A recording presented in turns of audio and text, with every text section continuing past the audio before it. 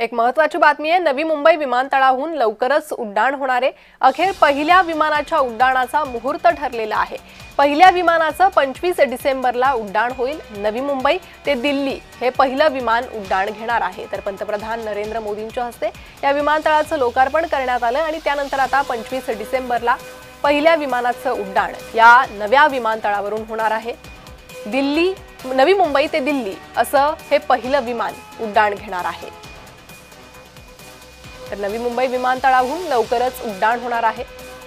प्रशस्त आणि आधुनिक पद्धतीचं असं हे नवी मुंबई विमानतळ आणि या विमानतळावरील पहिल्या उड्डाणाचा मुहूर्त ठरलेला आहे। 25 डिसेंबरला हा मुहूर्त आणि या दिवशी पहिल्या विमानाचं उड्डाण होईल।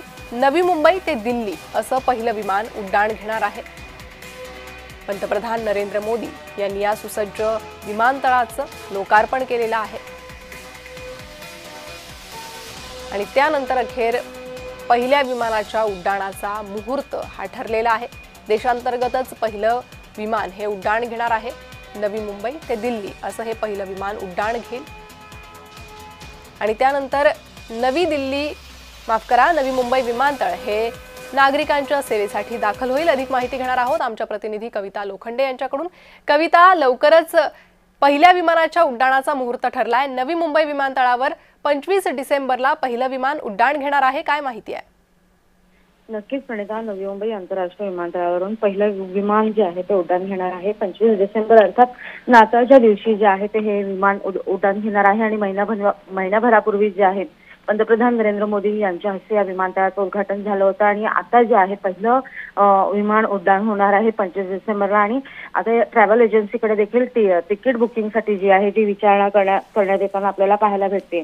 नाताळच्या सुट्टीमध्ये साधारणतः नागरिक जे आहेत ते गोव्याला पार्टीसाठी जात असतात, सुट्ट्या साजऱ्या करण्यासाठी जात असतात।